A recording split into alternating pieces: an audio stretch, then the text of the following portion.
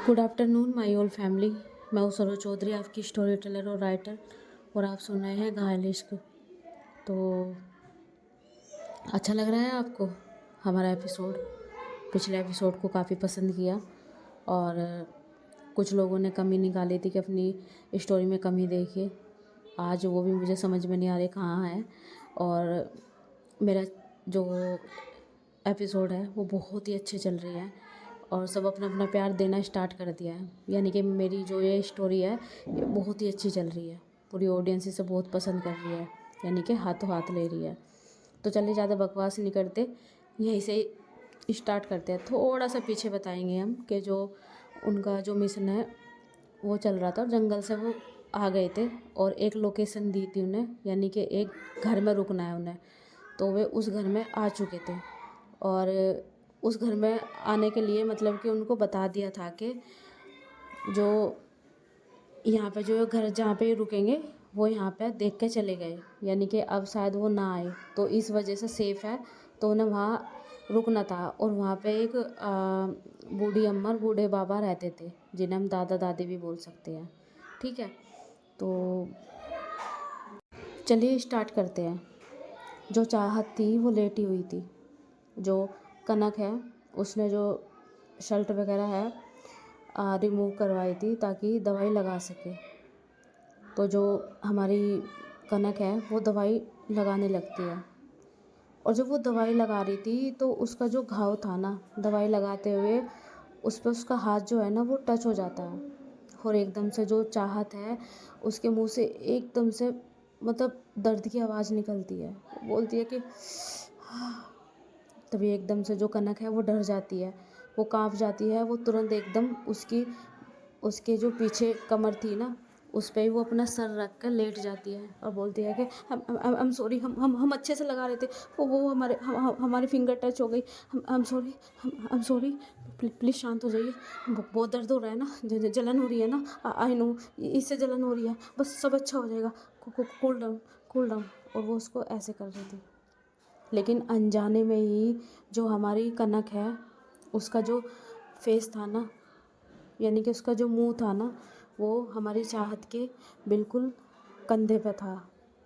मानो कंधे पे जब उसका मुंह था तो उसकी सांसें भी हमारी चाहत के पास जा रही थी, यानी कि चाहत महसूस कर पा रही थी कि वो उसकी सांसें कितनी बड़ी हुई है और वो कितना गिल्ट महसूस कर रही है।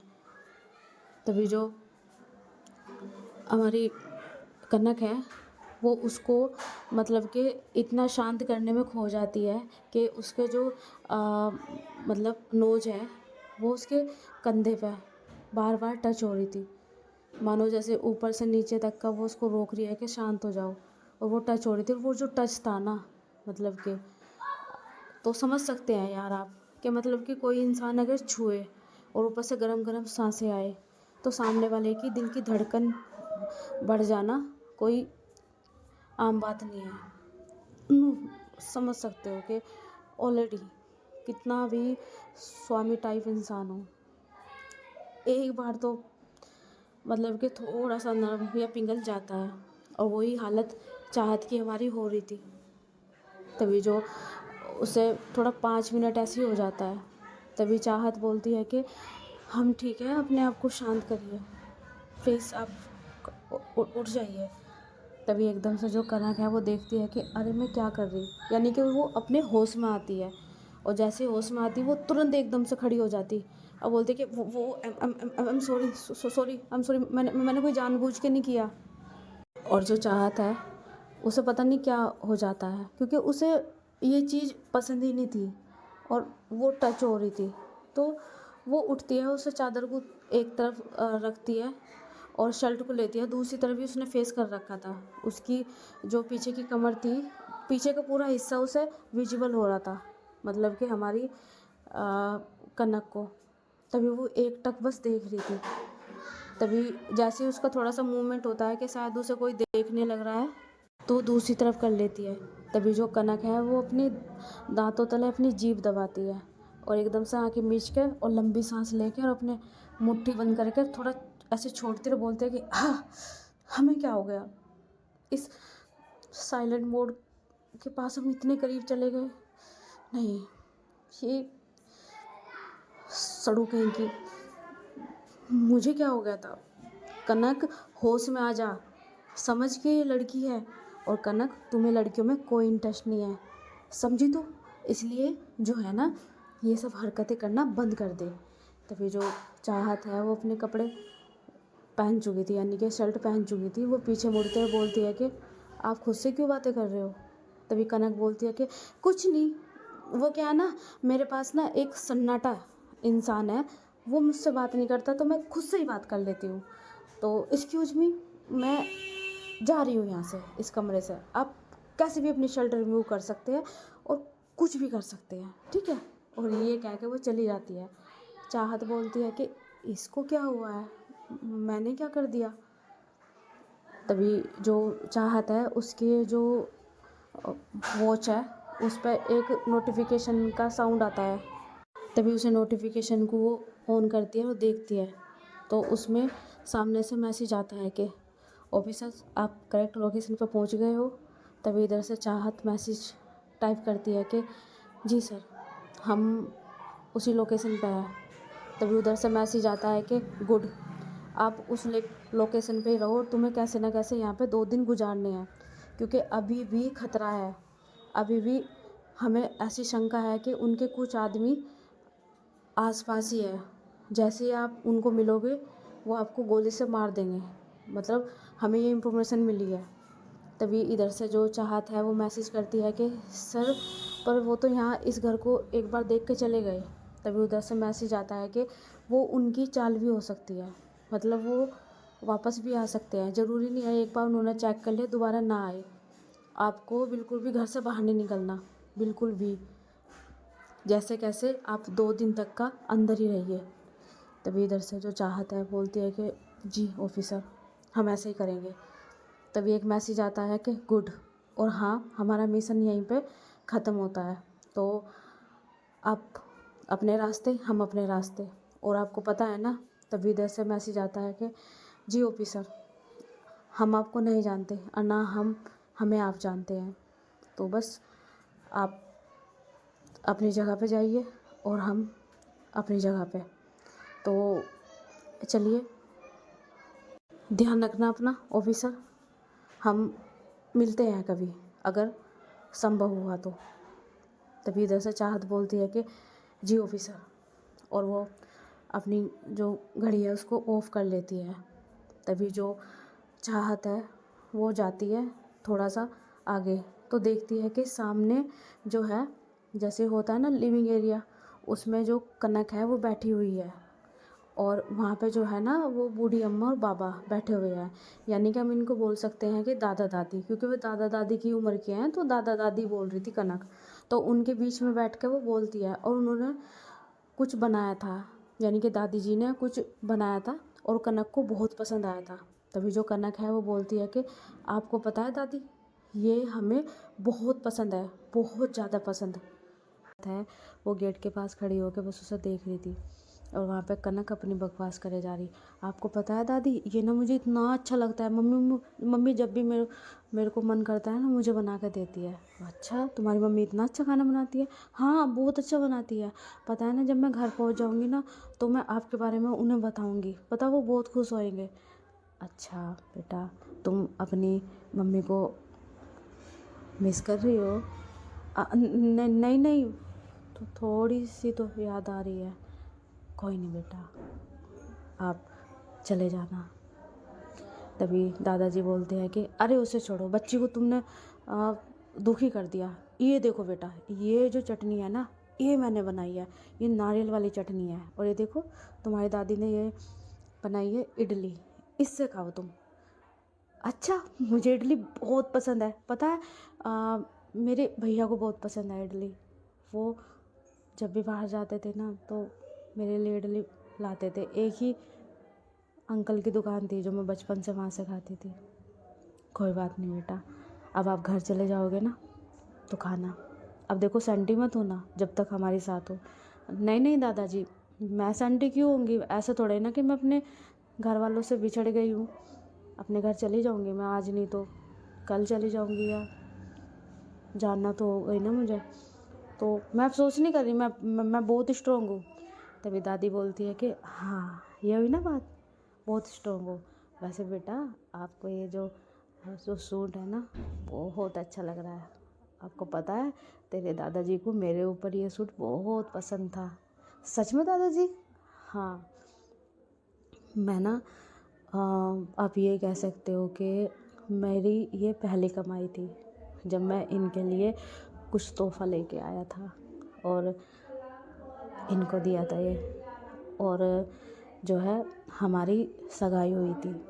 सगाई होने के बाद मैं जो हूँ कुछ नहीं काम करता था। तो मेरे जो पापा थे वो कहने लगे कि शादी हो गई है तुम्हारी, अब तुम्हें कुछ करना चाहिए। तो ऐसे उन्होंने मुझे बोला और मेरे दोस्तों ने भी। तो मैं पहली बार गया और मुझे कोई काम नहीं मिला। मैं जब पढ़ ही रहा था, पर फिर मुझे किसी ने कहा कि ये जो बोरियां है ये इसमें ट्रक में चढ़ानी है। मैंने वो सारी बोरियां चढ़ाई। मुझे आदत नहीं थी, पर मैंने किया कि मुझे उन्हें कुछ देना है अपने पैसों से, और मुझे साबित करना है कि अब मैं कर सकता हूँ। सच कहो तो तुम्हारी दादी को मुझे दिखाया नहीं था, पर मैं अपने दोस्तों के साथ इनके गांव तक पहुंच गया था। और वहाँ पे जो है, इनकी जो बहनें हैं, जो चाचा की लड़की, ताई की लड़की, ये सब वे थी। तो हमने उनसे ही पूछ लिया कि उनकी लड़की कौन है, इनके पापा का नाम लेके। तो उन्हें लगा कि हम गुंडे हैं, उनकी बहन के पीछे पड़ गए हैं। और सच कहो बेटा, हम उस टाइम पे इतना फैशन नहीं करते थे। ऐसे ही मुझे दाढ़ी वाड़ी कुछ ऐसे ही, कोई लड़की थी नहीं लाइफ में। जब अगर होती तो शायद अकल होती पहनने ओढ़ने की। ऐसे ही चले गए हम, जंगली की तरह गए थे। ऐसे मुझे बड़ी बड़ी बाल ऐसे ही हुई बेकार से। और हमने उनसे पूछा कि हमें उनकी लड़की से मिलना है। उन्होंने सोचा हम गुंडे हैं। तो पूछो अपनी दादी से, उन्होंने हमारा क्या हाल किया। तभी दादी बोलती है हंसते हुए, आपको पता है, इनको उन्होंने दूसरे ही गांव में भेज दिया। फिर उस गांव में भेज के उन्होंने इनको नदी की तरफ भेज दिया, और नदी में ये फंस गए जाके। इनको रास्ता नहीं मिला, पूरा एक दिन तक का ये भटकते रहे कि अब हमें उस गांव में कैसे जाना है या हमें अपने गांव में कैसे जाना है, पागलों की तरह। फिर बाद में इन्होंने हमें बताया कि आप कैसे ऐसे नाम पूछ रहे थे, ये थे। तभी जो हमारे पापा हैं वो बोलने लगे, अच्छा गुंडे थे, बढ़िया करा तुमने। तभी उनमें से एक जो उनकी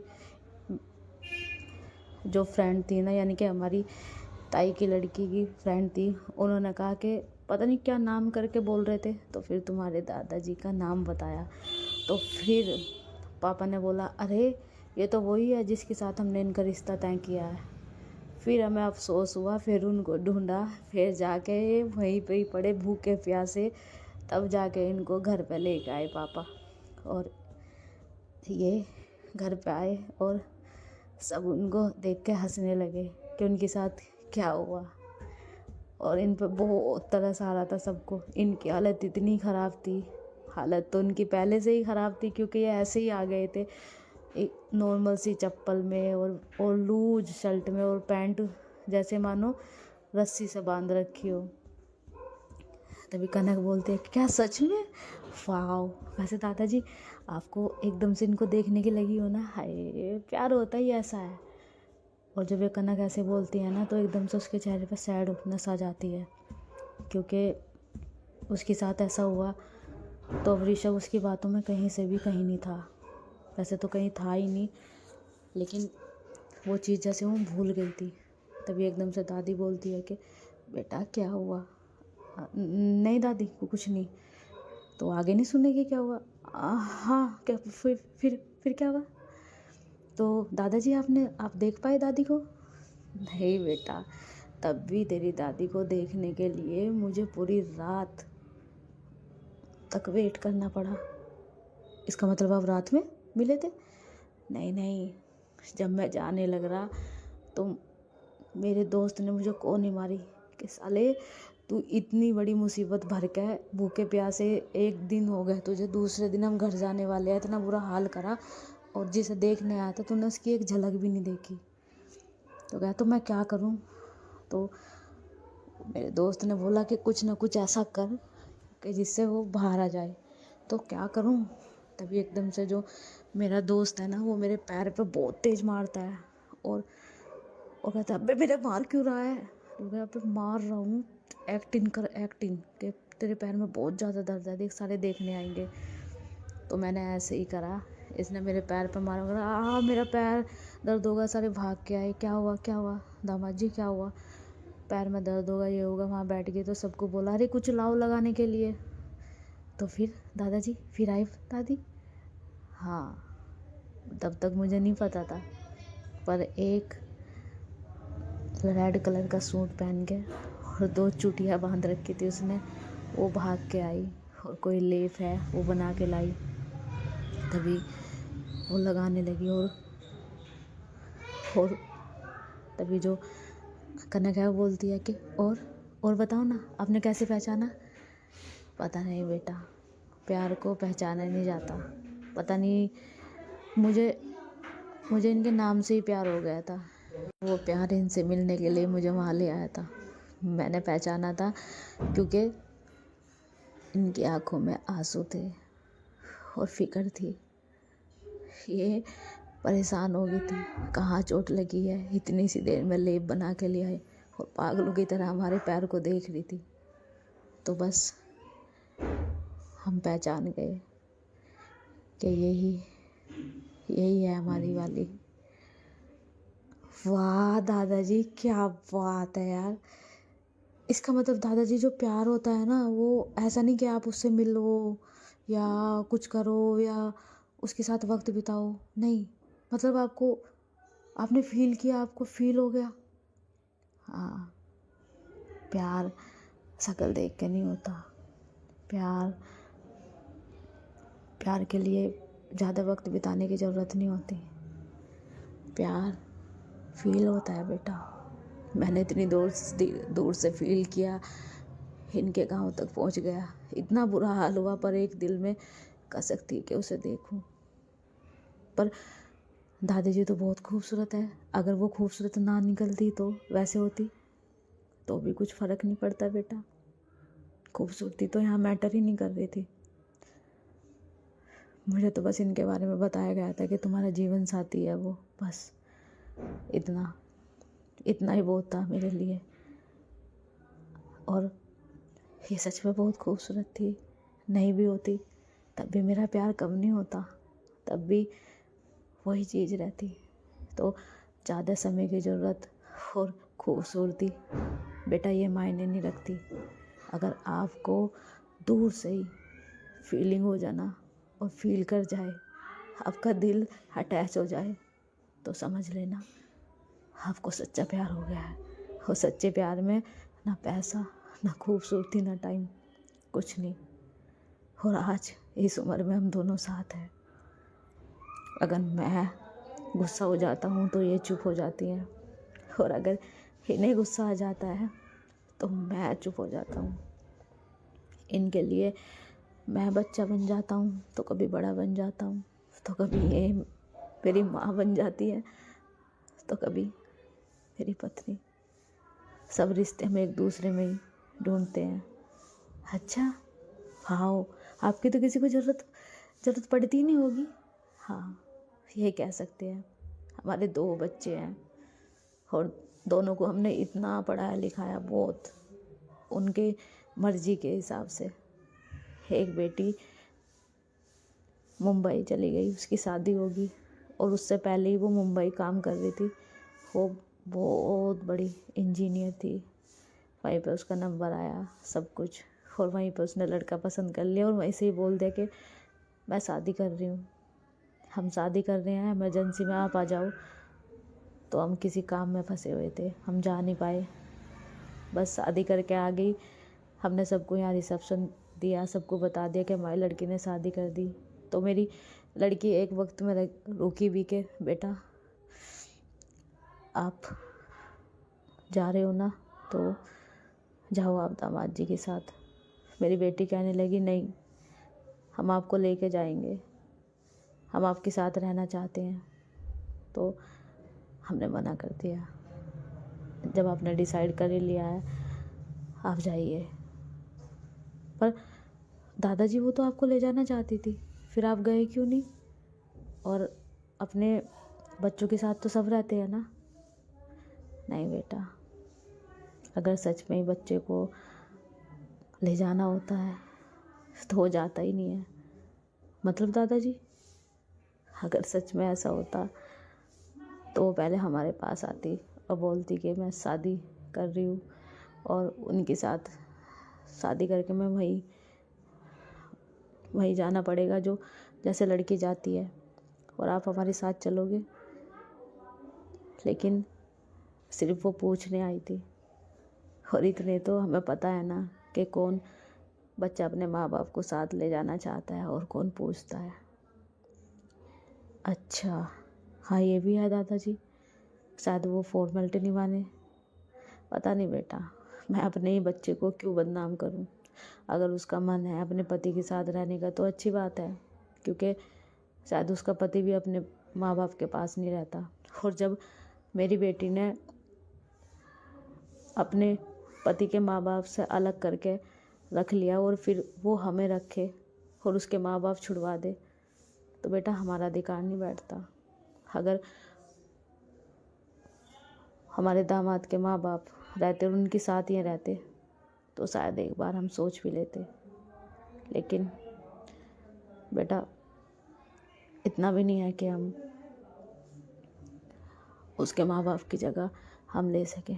है हम माँ बाप, हाँ ये भी है, बराबर का अधिकार मिलना चाहिए ना सबके माँ बाप को।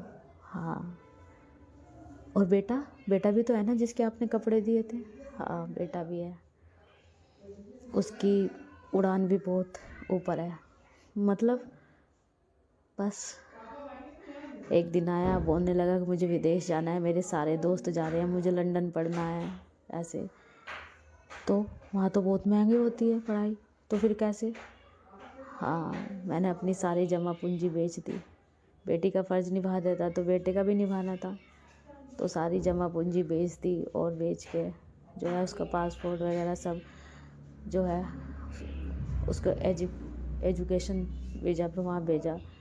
पैसे लगे उसमें 17 लाख रुपए, उसको भेजा वहाँ पढ़ने के लिए अपनी मर्ज़ी से। बहुत खुश है, बोला था कि जल्दी आ जाऊँगा, तो आया फिर। आज 3 साल हो गए उसको। शायद उसके कपड़े मैंने जब उठा के दिए तो उसकी याद आई मुझे, पर उसको याद नहीं आई हमारी। अच्छा, तो कभी कॉल भी नहीं करते? ये तेरी दादी है, वो मानती नहीं, वो करती रहती है। आ जाता है कभी कभार फ़ोन। और बेटी का, उसका भी आ जाता था पर अब नहीं आता। तभी कनक एकदम सैड हो जाती है और बोलती है कि ऐसे क्यों होता है दादाजी? कोई बात नहीं बेटा, हम इस दुनिया में अकेले आए हैं तो अकेले ही रहना है ना। और ये है ना तेरी दादी और मैं इनके साथ, जब तक कि हम दोनों साथ में हैं तो किस चीज़ का वो है बेटा? ये तो मोह माया है, हम लोगों को बांध के नहीं रख सकते। और हमें ये नहीं पता कि हमारी जो जीवन है हमें कहाँ ले जाए और किसके साथ ले जाए, कुछ पता नहीं है। हंसता खेलता परिवार कब बिछड़ जाता है और बिछड़ा हुआ परिवार कब एक हो जाता है, कुछ पता नहीं चलता। तभी जो कनक है वो उनको गले लगाती है, दादा दादी को, बोलती है कि आप बहुत अच्छे हो, बहुत अच्छे हो, सच में मैं आपको अपने घर लेके जाऊंगी, आपको मेरे साथ चलना पड़ेगा। तभी दादी बोलती है कि हाँ हाँ चलेंगे, ठीक है चलेंगे। दादी मैं झूठ नहीं बोल रही हूँ, आई स्वेयर, अगर सच में मेरा घर होगा ना तो मैं आपको लेने आऊँगी। और हाँ, ये आपके बच्चे की तरह नहीं है, ये मेरा वादा है। मैं कनक चौधरी, हम जो वादा कहते हैं ना निभाते हैं। मैं कनक चौधरी, अगर सच में मेरा घर हुआ वो मेरे पास हुआ, तो मेरे मेरे पेरेंट्स के तौर पर आप दोनों मेरे साथ रहोगे, और मैं अपने पार्टनर का, जो भी मेरा पार्टनर होगा, उसके साथ आपको लेने आऊँगी। हाँ, मेरा इंतज़ार करना, मैं आऊँगी ज़रूर। तभी वो दोनों गले लगा लेते हैं और बोलते हैं कि बेटा ऐसा कुछ नहीं है। नहीं दादा दादी जी, ऐसा कुछ नहीं है, मैं लेके जाऊँगी। अच्छा छोड़ो, चल खाना खा ले। तभी वो खाना परोसने लगते हैं, तो दादी देखती है कि सामने चाहत खड़ी है, उसकी आंखें भी नम हो चुकी थी। दादी बोलती है कि अरे आजा आजा बेटा, तू भी खाना खा ले। तभी वो आती है और बैठती है और खाना खाती है।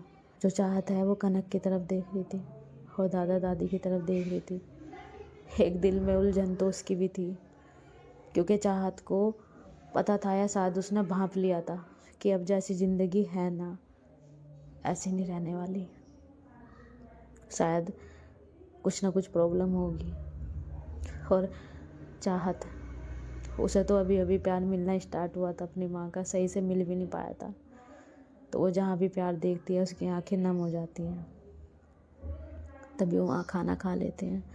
तभी चाहत प्लेट उठाती है, वो ले जाने लगती है। दादी बोलती है कि अरे बेटा हम कर लेंगे, दादी रहने दो, हम कर लेंगे। तभी चाहत प्लेट ले जाती है और साफ़ करने लगती है। दादा दादी जी जो हैं उनको कमरे में छोड़े आती है कनक, और आती है किचन में। और जब प्लेट साफ़ कर रही थी तो एक कपड़ा लाती है और जो प्लेट धोई हुई थी उनको साफ़ करने लगती है कनक। जो चाहत है बोलती है कि हम कर लेंगे कनक, आप जाके रेस्ट कर लो। क्यों, आपको मेरे से प्रॉब्लम हो रही है क्या? देखिए कनक, हमें आपसे क्यों प्रॉब्लम होगी? हम जो कर रहे हैं हमें करने दीजिए, आप जाइए। नहीं, मेरा भी मन है करने का, तो मैं कर रही हूँ। अच्छा, आपने कभी कब बर्तन धोए हैं? हाँ धोए हैं। अच्छा, कैसे धुलते हैं? जैसे आप धो रहे हो वैसे। अच्छा, मुझे पता है आपके घर में कौन बर्तन धोता है, सर्वेंट्स करते हैं काम। तो आप जाइए, ये काम हम कर लेंगे, हमारे पे ही छोड़ दीजिए। क्यों, आपके घर में कौन सा आप करते होंगे? तभी चाहत घूरती है और बोलती है कि हम अपने घर में सारा काम करते हैं। अच्छा, वाओ, बहुत अच्छी बात है, एक माफिया क्वीन घर का काम भी कर लेती है। तभी चाहत घूरती है, देखिए हम कोई माफिया नहीं है, ओके? अच्छा, आप माफिया नहीं हो? वाओ, बाइक तो ऐसे उड़ाती हो जैसे धूम वाला है ना, धूम। अरे धूम 435 तुम्हारे ऊपर बन जाए। तभी चाहत घूरती है, देखिए हम आपसे एक चीज़ कह रहे हैं, आपने हमें बाइक चलाते हुए देखा, ये सब देखा, आप ये वाली चीज़ ना यहीं भूल जाइए, आप ये वाली चीज़ कहीं भी मत रिवील करिए। हाई बात समझ में? अच्छा, क्यों? हाँ, आपकी वो भी तो हो सकती है ना, पब्लिसिटी। अरे मैं पब्लिसिटी कर रही हूँ ना, द माफिया। वैसे आपके ऊपर ना गाना सूट होता है, बताऊँ कौन सा? लगे माफिया, ये वाला। पता कितना कूल गाना है। तभी जो चाहत है वो बर्तन को रखते हुए बोलते हैं कि आपकी प्रॉब्लम क्या है? मैं यहाँ पे कर रही हूँ, आप जाकर रेस्ट कर लो ना, बक बक बक बक करते रहते हो बस। अरे क्या कहूँ मैं आपको, फंस गई मैं आपके साथ। सही कहा आपने, आपको ना उनके साथ भेज देना चाहिए था, कहीं और, मैं कहीं और ही होती, किसी और लड़की के साथ, उसको सेव कर लेती। आप आराम से कोई बात मान नहीं सकते ना? भाई साहब, जो कनक है एकदम से वो प्लेट छोड़ देती है और वहाँ से चली जाती है। तभी जो चाहता है बोलती है कि क्या यार, मुझे उस पर गुस्सा क्यों दिखाना चाहिए था? बार बार माफिया, इसे पता नहीं है तो ये बोलती क्यों है?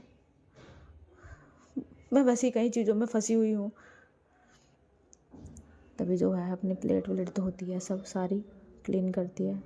और जो कनक है वो लेट चुकी थी चारपाई पे, और एक दुपट्टा था, दुपट्टे से उसने अपना मुंह ढक रखा था और लेटी हुई थी।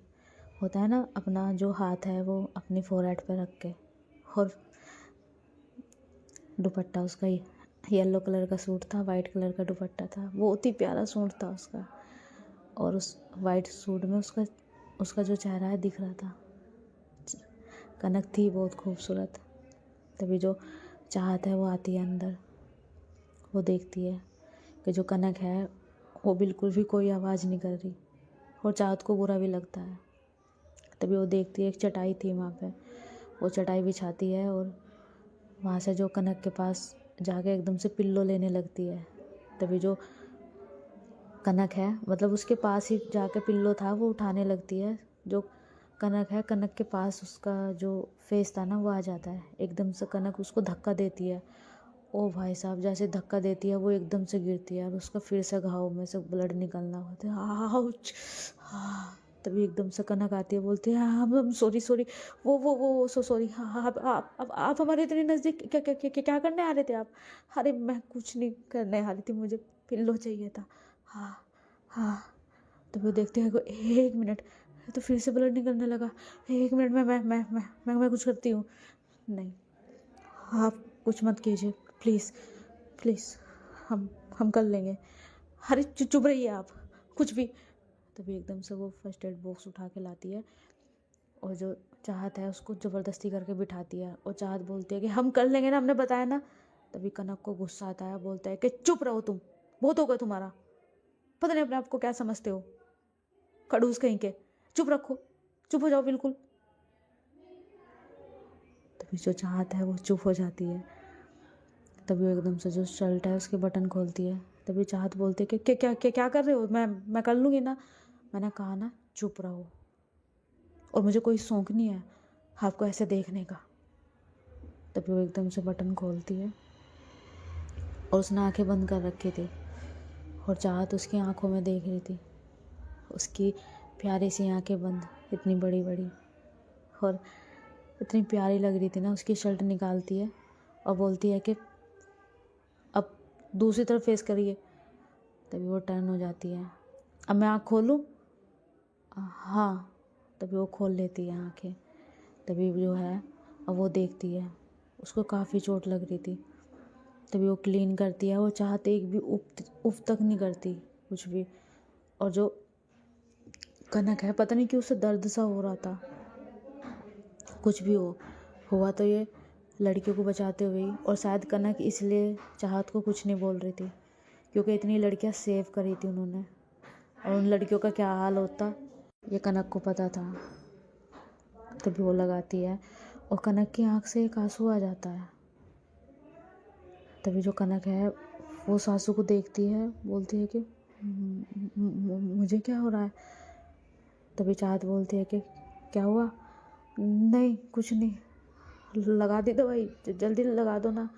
हाँ मैं लगा रही हूँ। तभी वो दवाई लगाती है, और अब की बार वो अच्छे से दवाई अप्लाई कर देती है। तभी जो चाहत है वो उठती है और शर्ट पहनने लगती है, और बैंडेज वगैरह भी, मतलब जो बैंडेड थी वो लगा दी थी उसने काफ़ी बड़े बड़े घाव पे, और वैसे उस पर लगा दी थी उसने जो पेपर टेप है उससे चारों तरफ से वो कर दिया था जहाँ पे घाव था। तभी वो शर्ट पहनती है और अपने बटन बंद करती है, और कनक की तरफ देखती है। जो कनक है उसकी आंखों में आंसू थे। तभी चाहत बोलती है कि क्या हुआ, आपको मुझ पर तरस आ रहा है? तभी कनक उठती है और वो सामान उठा के रखती है, और वो कुछ बोलती नहीं है। तभी चाहत बोलती है कि अरे हुआ क्या है, अब इतना भी तरस खाने की ज़रूरत नहीं है, ठीक है? तभी कनक बोलती है कि आपकी प्रॉब्लम क्या है? मेरी कोई प्रॉब्लम नहीं है, तो फिर? और आप बार बार ये क्यों कहते हो कि तरस खाना तरस खाना? किसी चीज़ को ये भी कह सकते हैं कि आप मेरी केयर क्यों कर सकते हैं? वैसे आपसे प्यार तो नहीं है, लेकिन ये भी कहा जाता है कि। तभी वो रुक जाती है एकदम से बोलते बोलते। तभी चाहत भी कुछ नहीं बोलती। तभी कनक बोलती है कि तुम ना बहुत रूडली हो, पता है? पता नहीं मुझे को क्यों ऐसा लगता है कि पता, तुम अच्छी हो, तुम्हारे पास लोग जाते हैं नो डाउट, लेकिन पता नहीं क्यों मुझे ऐसा लगता है कि तुम अपने पास लोगों को जाने नहीं देती। ऐसा क्यों है चाहत? हुँ? तभी जो चाहत है अपनी शर्ट के बटन बंद करते करते बोलती है कि क्योंकि लोग ना रिश्ता बनाते हैं और बीच रास्ते में छोड़ के चले जाते हैं। जब हमें उनकी ज़रूरत होती है वो हमें नहीं दिखते। ऐसा कुछ नहीं होता। और हाँ, तुम्हारा किसने दिल तोड़ा है? तुम्हें प्यार व्यार हुआ था क्या? तभी चाहत बोलती है कि मुझे कोई प्यार नहीं हुआ था, बस रिश्तों से डर लगता है। क्योंकि जब हम रिश्तों से उम्मीद रख लेते हैं ना, तो बहुत दुख होता है। क्योंकि कब वो रिश्ता हमसे दूर चला जाता है या हमसे दूर जाना चाहता है, वो हम सहन नहीं कर पाते। और वो शायद अपनी माँ के बारे में ही बोल रही थी। तभी कनक बोलती है कि पक्का तुम्हें कोई प्यार हुआ है, पक्का है ना? तुम प्यार करते हो ना? हाँ, तुम्हारी वो फ्रेंड तुम्हारे साथ रहती है ना, क्या नाम है उसका? श्रेया। हाँ, मैंने सुना है कि वो तुम्हें लाइक करती थी। तुम उसको प्यार करते हो ना? Shut up. वो मेरी फ्रेंड है और मैं उसके बारे में नहीं प्यार प्यार करती, कुछ ऐसा ना सोचती। अच्छा, तुम्हारी जुबान तो लड़खड़ा रही है, मैं उसके बारे में प्यार। देखो, ज़्यादा मत सोचो, वो मेरी फ्रेंड है, पर वो आपको लाइक करती है ना? हाँ, तो उसमें मैं क्या कर सकती हूँ? मुझे कोई लाइक करे तो उसमें क्या? ज़रूरी थोड़ा ही ना है कि मैं भी उसे लाइक करूँ। कोई मुझे लाइक कर रहा है, मेरी मर्जी है, मुझे मुझे नहीं लाइक करना किसी को। अच्छा, ऐसा तो नहीं होता। ऐसा तो अरेंज मैरिज में भी शादी हो जाती है तो ना चाह के भी प्यार करना पड़ता है कनक। वो अरेंज मैरिज होती है, ना चाह के भी करने वाली बात नहीं होती। और यहाँ पे वो बात है ही नहीं। ऐसा किसी भी बुक में नहीं लिखा हुआ है कि आपको सामने वाला प्यार कर रहा है तो आपको भी फील होगा कि आप उसको प्यार करो। तुम्हें क्या पता किसी की फीलिंग का? अच्छा, मुझे फीलिंग का नहीं पता। क्यों नहीं पता? मुझे भी प्यार हुआ था, मैंने भी प्यार किया था ऋषभ से। तभी वो रुक जाती है। तभी जो चाहता है वो बोलती है कि सो जाओ। सो तो मैं जाऊंगी, लेकिन मैं यही पूछना चाहती हूँ, चाहत शायद तुम्हें भी पता होगा ऋषभ ने ऐसा क्यों किया। चाहत कुछ नहीं बोलती।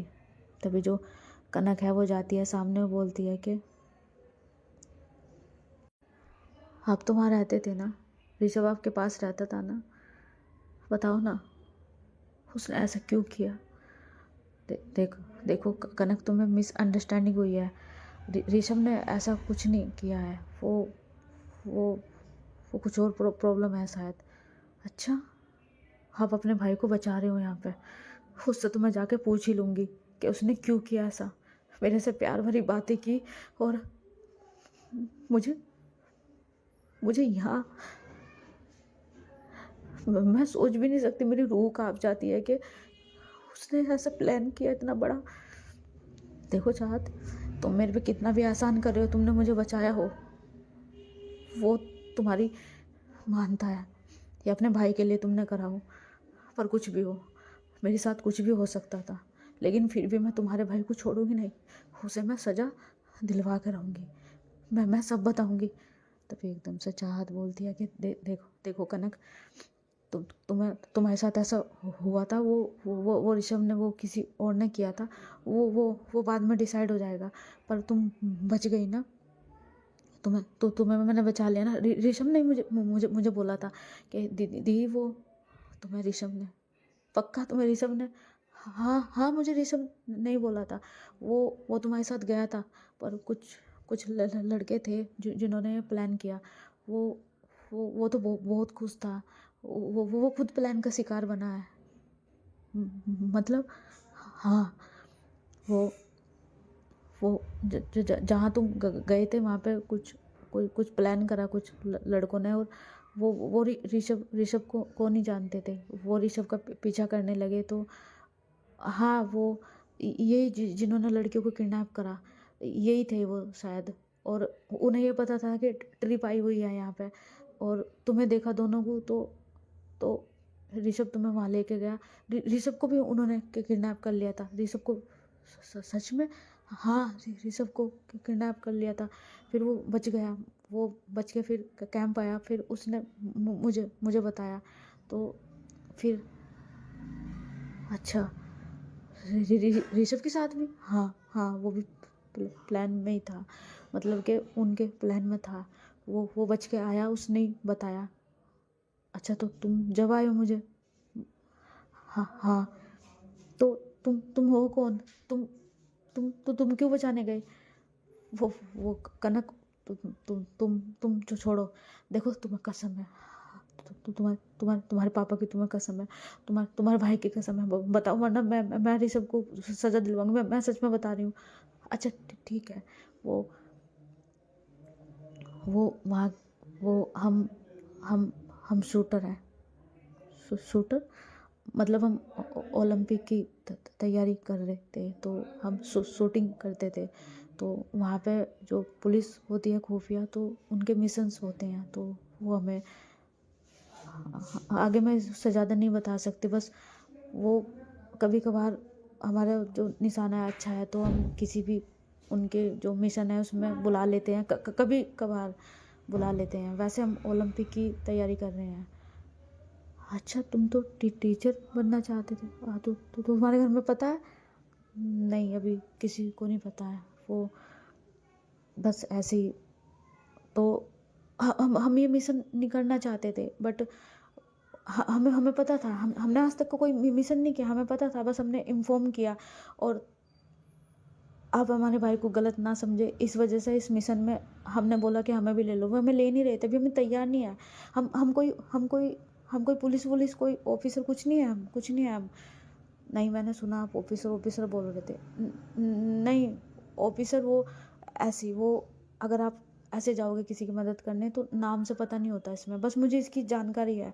और मैंने उनको जानकारी बताई, तो उनको लगा कि कौन है वो लड़की, शायद उन्हें, तो उन्होंने मुझे बुला लिया, तो इस वजह से मैं उनके साथ गई। अच्छा, तो तुम्हारा पहले मिशन था? हाँ, वो तुम्हारी वजह से किया था। व्हाट, मेरी वजह से? वो अपने भाई की वजह से, क्योंकि कभी आप गलत समझो, तो इस वजह से हमें आपको बस बचाना था। और हम वहाँ बैठ के हाथ पे हाथ धर के नहीं बैठने वाले थे, तो इस वजह से हम, तो इस वजह से आप कूद गए वहाँ पे हमें बचाने के लिए, सिर्फ अपने भाई की वजह से। हाँ, और मैं ऋषभ को गलत समझती रही। हम सॉरी ऋषभ, मैं तुम्हें गलत समझती रही। हम सॉरी चाहत, वो हमसे गलती हो गई, वो हमने आपको, कोई कोई बात नहीं, कोई बात नहीं। पर ऋषभ को कुछ नहीं पता। प्लीज़, उसको उसको अभी उसका भविष्य है।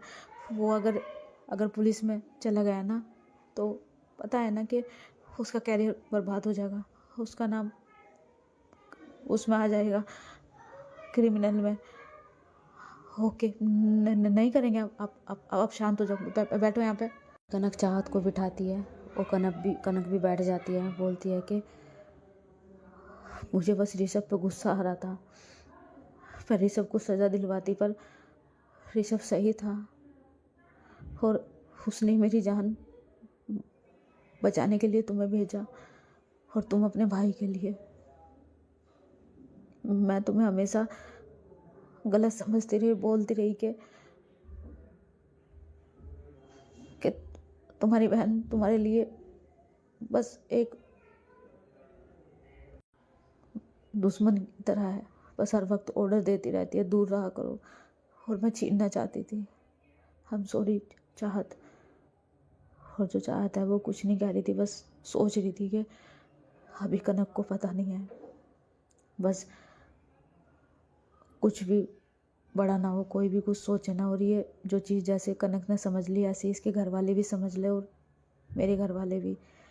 क्योंकि चाहत को पता नहीं क्यों पता था, और इधर कनक बस ये इंतज़ार कर रही थी कि कब मैं घर जाऊं। उसे पूरा भरोसा था कि उसके घर वाले उसे कुछ नहीं कहने का, और सब नॉर्मल हो जाएगा।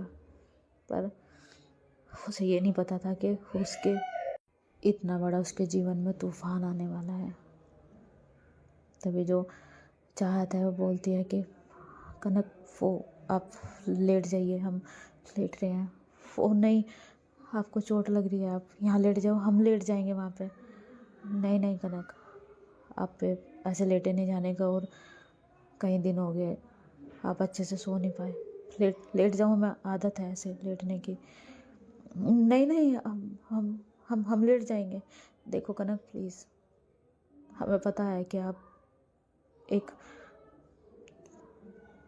प्रिंसेस की तरह रहते हो अपने घर में, आपको यहाँ नींद नहीं आएगी, आप लेट जाइए प्लीज़। तभी वो लेट जाती है, और जो चाहत है वो जैसे ही लेटती है उसको इतना दर्द होता है, कनक एकदम से उठती है और बोलती है कि अरे हमने कहा है ना आप यहाँ लेट जाइए। नहीं नहीं, वो हम सो जाएंगे। तभी कनक बोलती है कि 1 मिनट।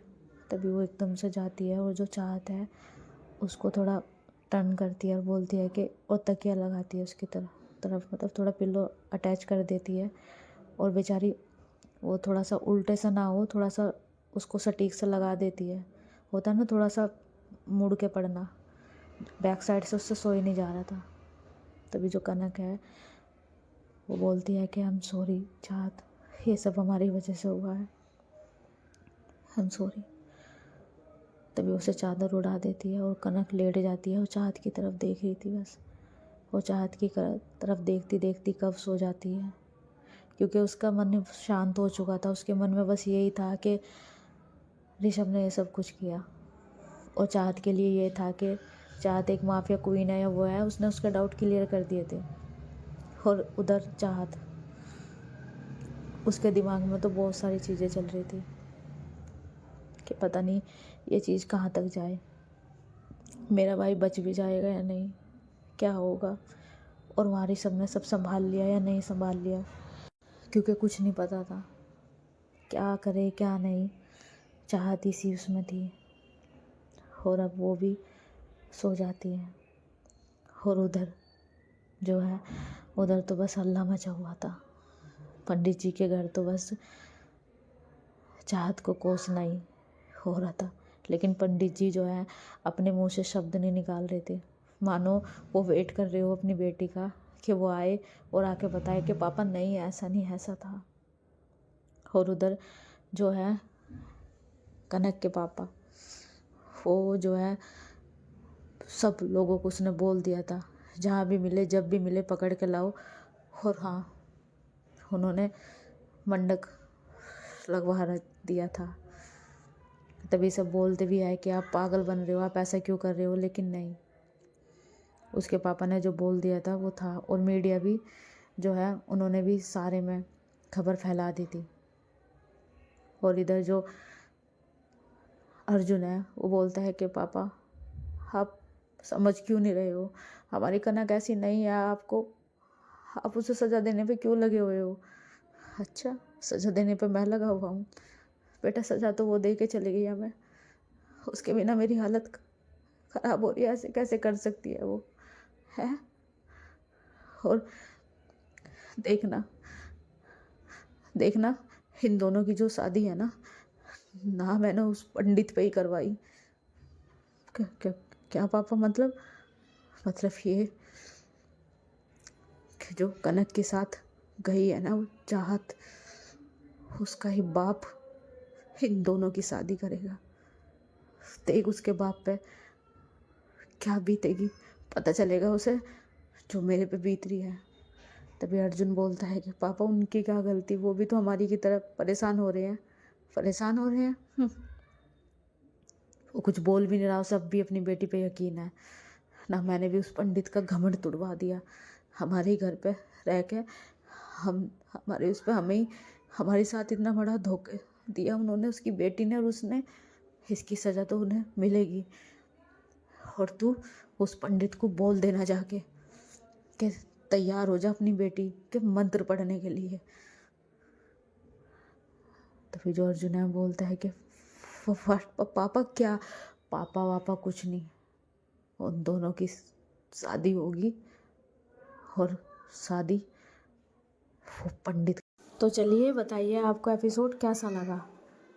अरे कैसा लगा, आपने कमेंट्स में बता दिया मुझे कैसा लगा, इतना प्यारा मतलब आपने अपनी फीलिंग को शब्दों में उतार के मुझे ऐसे कमेंट्स भेजे हैं कि उनको देख के मेरे चेहरे पे स्माइल आ गई। सच में यार, कसम से, मतलब इतना प्यार।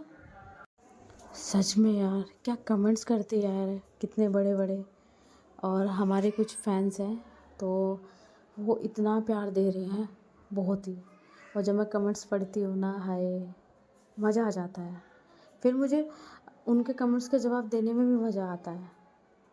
अगर कोई कमेंट्स में आपकी जो स्टोरी है वो ही बयां कर दे, इससे बड़ी बात क्या हो सकती है।